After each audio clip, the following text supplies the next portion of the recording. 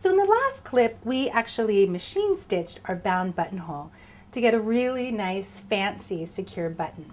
I'm going to show you how to do the exact same finishing technique, but instead of using the machine, we're going to use sew it by hand.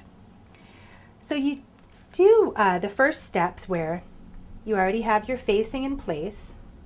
You went ahead and pinned it and pressed it. And now the last part about stitching around the edge, we're going to do this by hand. So what you want to do is the same thing as you start in one of the corners and you come up and you're basically just stitching in the ditch. And the ditch is just the little fold where the bound buttonhole meets the fabric. Okay, and you just want to go ahead and stitch all the way around. And sometimes it's a little easier to do the bound buttonhole by hand because you can get a more invisible stitch. And also sometimes when you're first starting out, it's a little intimidating to do it by the machine. So if that's the case, then you can do the same exact thing. You're just running a stitch going all the way around in the ditch. If you can see that, it's just this little fold right here.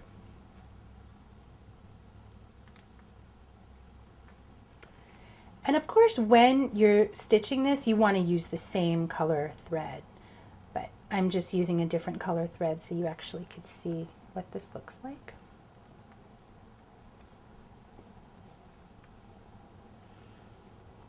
And you end up getting a much more invisible stitch this way. It's kind of an old-fashioned way of doing it, but it does give you a really cool result.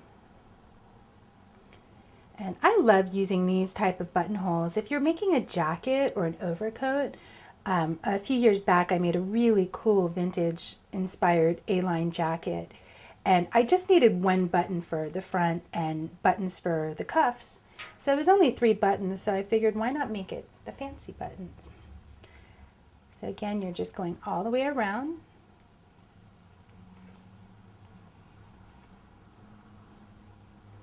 And it is really cool because you do get this very invisible sort of stitch going.